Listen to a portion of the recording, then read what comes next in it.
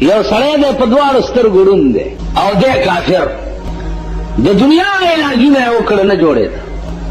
ښځې خیال وکړو چې راشه دا محمد صلی الله علیه وسلم ډېر لوی سړی دی، د ده څه دوایي په دې سترګو کې دې میړه ته واچوه.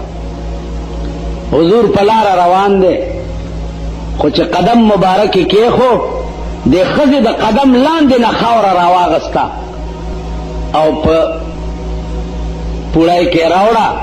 میړه ته یې وویل چې یو نوی قسم دوایي مې درته راوړه.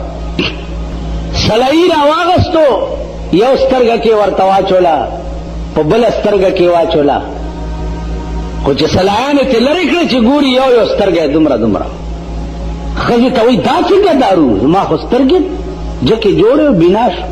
ښځې ورته ویل دا د هغه چا د خپو خاوره ده چې چاته ته شپه ورځ کنځل کوي.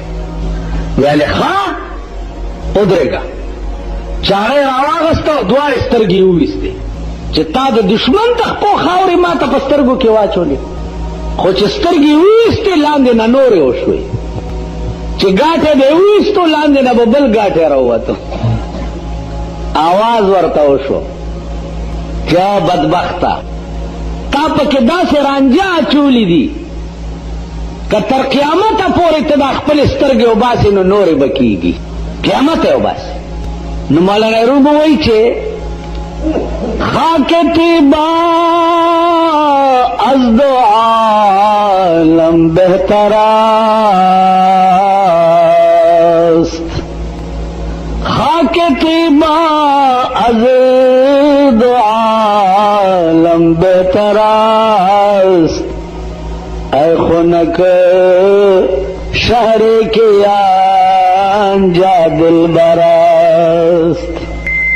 اغا خاوری د خپو د جناب محمد رسول الله د دواړو جهانو نه بهترې دي. په کومه ځمکه چې سردار کونین خپه ایښې ده نو د هغه د خپو د لاندې د خاورې چې بیا د دواړو جهانو نه بهترې، نو تا پکې دا رانجه اچولې. عزیزانو علما لیکي چې کومې ځمکې سره چې د پیغمبر بدن لګېدلی دی هغه ځمکه د عرش معلا نه بهتره ده.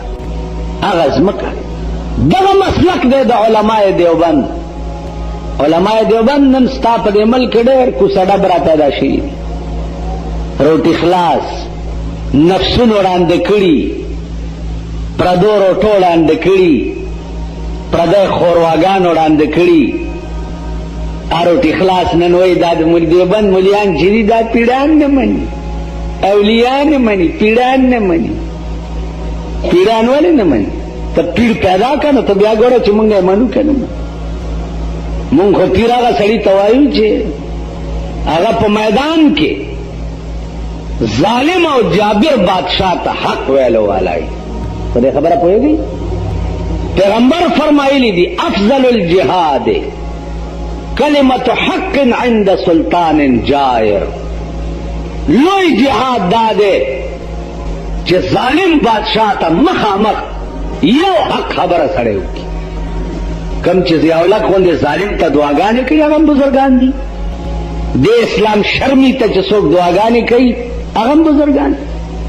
زه ذاتي طور په ایمان کې په دې زما بدي شي چې دې کوشي او ټټو دي مونږ لرا کی، دا به د سیاسي خلکو ایمانی زما نه دی.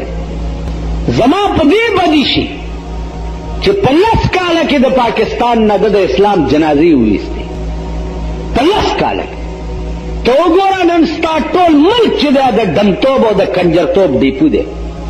دا میوزیک سنټرې چې دي دا د کنجرتوب او د ډمتوب ډیپوان دي او که نه دي؟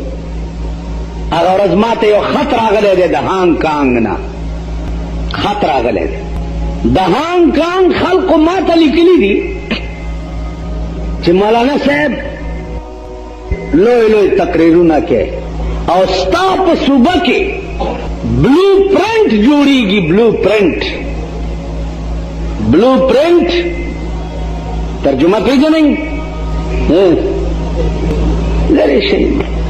ایسے مو مرتیر کو قسم په خدای چالکان وی ډنډا ګولیم کولی او چې ځوانان وی څه په خرو سورېدی چې زاړه شوی په 16-15 نه پوهېږي که زاړه دي هغه په 16-15 پوهېږي نه که ځوانان دي په بل قهر اخته دي په پاکستان کې نو دا ملک څه شی شو نه خدا ہی ملا نہ وصال صنم نہ ادھر کے رہے اور نہ ادھر کے بلو پرنٹ جوړیږي ستا په صوبه سرحد کې بلو پرنٹ فحش فلمونه په 200 قسمه طریقو باندې زنا هغه ته کیمرې لګېدلې وي او هغه د زنا تصویرونه په صوبه سرحد کې جوړیږي او هانګ کانګ ته حق میں ساتلے دے اس دا سوچ کون چې ورکے